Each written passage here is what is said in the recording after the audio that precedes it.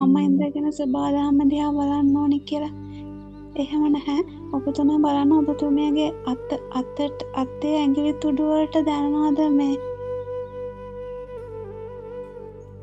අතේ ඇඟිලි තුඩු වලට අත්වල දැනනවද අර මේ පල්ස් අහු වෙනවා වගේ. ඔබතුමිය එහෙම දැනනවද ඇඟිලි තුඩු වල ස්වභාවය ඔබතුමියට දැනනවද? බාහිර ඇඟිලි තුඩු වල ඇඟිලි තුඩු වලට බාහිර පරිසරය එක ගැටෙනකොට එතන සංනිවේදනයක් වෙන හැටි දැනනවද? එහෙමම දැනිලා නැහැ. ඒක ඔබතුමිය බලන්න පොඩක් නිසංසල වින්දලා එතකොට ඔබතුමියට දැනයි මේ ඔබතුමියත් මේ ස්වභාව ධර්මයම තමයි කියලා. වෙනසක් නැහැ කියලා. ඔබතුමියට තේරෙනවද?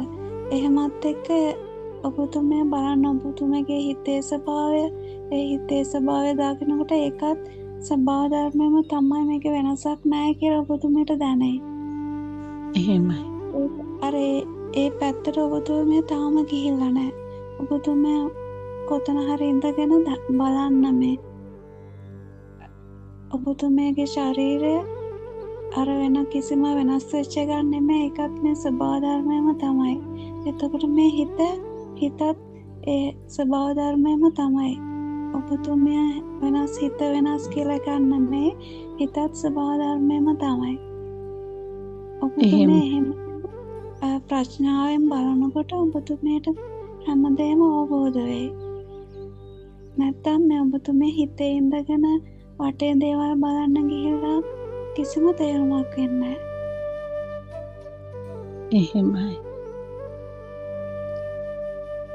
මට දැනෙනවා ගොඩක් වෙලාවට ඒකම හිතේ මොනවා හරි දෙයක් අල්ලගන්න බව නම් දැනෙනවා.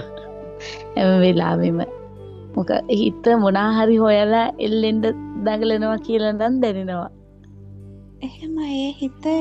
ඒ හිතේ ස්වභාවය. ඒකත් මේ නේශ එකක් නේ. ඒකත් ස්වභාව ධර්මයම තමයි. ඒකට කලබල වෙන්න දෙයක් නැහැ. ඒ හිතේ ස්වභාවය දැනගන්න ඕන. ඔබතුමියට ආවෙනික වෙච්ච හිතේ ස්වභාවය. ඔබතුමියගේ හිත අනිත් කෙනාගේ හිතට වඩා වෙනස් නේ. එහෙමයි. දැන් ගහක මල් දෙකක් තියෙනකොට ඒ මල වගේම නෙමෙයිනේ අනිත් මල. චුට්ටක් හරි වෙනසක් තියෙනවානේ. ඒ වෙනස් ස්වභාවය දකින්න ඕනේ. එක වගේම වෙන්න ඕනේ කියලා නැහැ. ඒතර ආවේනිකයි හිත. හිතේ ස්වභාවය හිත ආවේනිකයි. ඒත් එක්කම රාග දේශ මොහ ස්වභාවය වෙනම ස්වභාවයක්. ඒ දේවල් හොඳට දකින්න ඕනේ ප්‍රඥාවෙන්. ප්‍රඥාව අවදි වෙන්නේ ඔබතුමිය අර මයින්ඩ් එකේ ඉඳගෙන එක එකව කියවන්න නැතුව පොඩ්ඩක් අවදියෙන් බලන්න. පරිශන කරන්න. ඔබතුමියට තේරෙනවද? එතකොට මේ හිත අවබෝධ වෙනවා. නැත්තම් හිත එක මේ ට්‍රික්ස් දාලා උපක්‍රම දාලා මේකෙන් ගැලවෙන්න බලනවා. නැත්තම් බොරු දේවල් මව දෙනවා. එහෙම නැතුව මේ හිත අවබෝධ කරගන්න. හිත අවබෝධ කරගන්න හිතත් මේ ස්වභාව ධර්මයම කොටසක් කියලා දැනෙන්න ඕනේ. ඒක ඒත්තු ගැනෙන්න ඕනේ. ඒකට මේ ශරීර ස්වභාවය ශරීරය මේක කනෙක්ට් වෙලා තියෙන හැටි මේ නේශයකට ඒක ඔබතුමියට දැනෙන්න ඕනේ.